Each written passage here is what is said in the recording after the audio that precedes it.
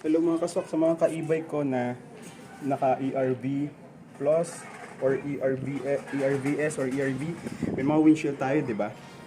So, napapansin nyo ba parang malabo na yung ano natin, windshield natin, lalo kapag umuulan or pag nababasa. So, most likely makapal na yung watermarks dyan. So, meron akong nakitang product. Ito, naghanap ako ng Acid Rain and Watermarks remover. So ito yung nakita ko, binili ko lang sa handyman. So few drops lang nito. Una, linisin mo muna tong windshield mo. Pagkalinis mo ng windshield mo, punasan mo. Then pagkapunas, apply a few drops nitong rain acid watermark remover. Tapos lagay mo sa microfiber cloth. Tapos punasan mo.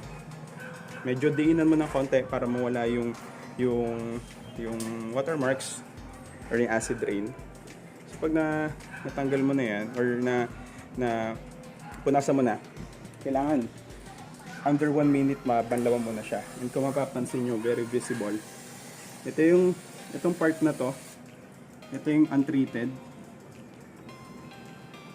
Ito yung walang watermarks remover. Ito yung meron. Kita nyo kung gaano ka-clear. Kita nyo? Ayan o, yung separator. So, ang linaw-linaw. So, yung view natin from the driver's seat, ganito kalabo nung wala pa. Ganito na siya kalinaw nung meron. As in, sobrang clear na niya. So, I highly suggest na bumili kayo nito sa mga ERV units natin para ma-maintain din natin yung clarity kapag ka nagda-drive tayo. Sobrang hirap mag-drive ng malabo, lalo kapag kagabi at maulan. Wala talaga kayo makikita halos. So, it's best na gawin natin ito. Kita-kita oh. Ito yung napaka-clear. Ito yung na-apply ko na.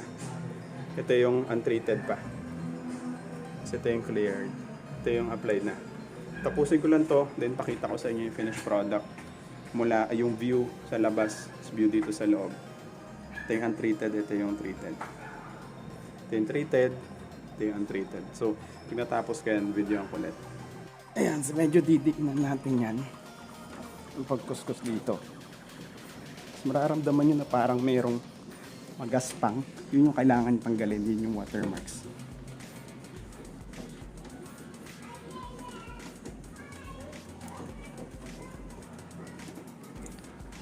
So, per panel yung kuskus natin dito. Pagka nakuskus mo ng isang panel, banlawan mo na. Kasi nga kailangan within under a minute, mabanlawan na natin siya.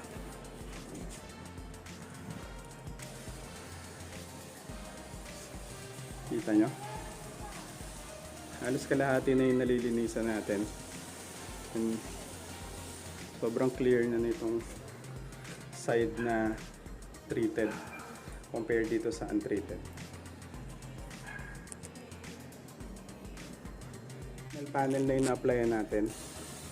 So ito na yung final panel.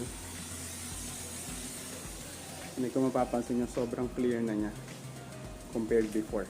Tingnan natin dito sa view. Medyo malabo, medyo madilim na eh. Pero kita pa rin na mas malinaw siya compared before. Hindi natin kung mag-work to sa dito sa mirror.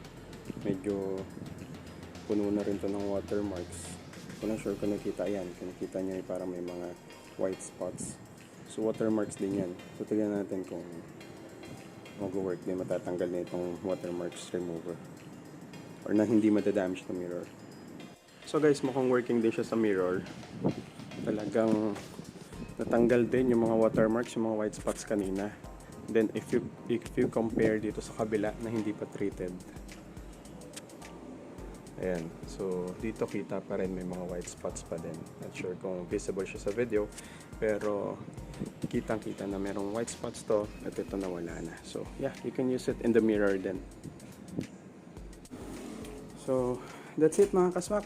By the way, ang brand pala ito ay D-Best Acid Rain and Watermark Ultimate Remover. So 160 pesos siya. Nabili ko sa handyman.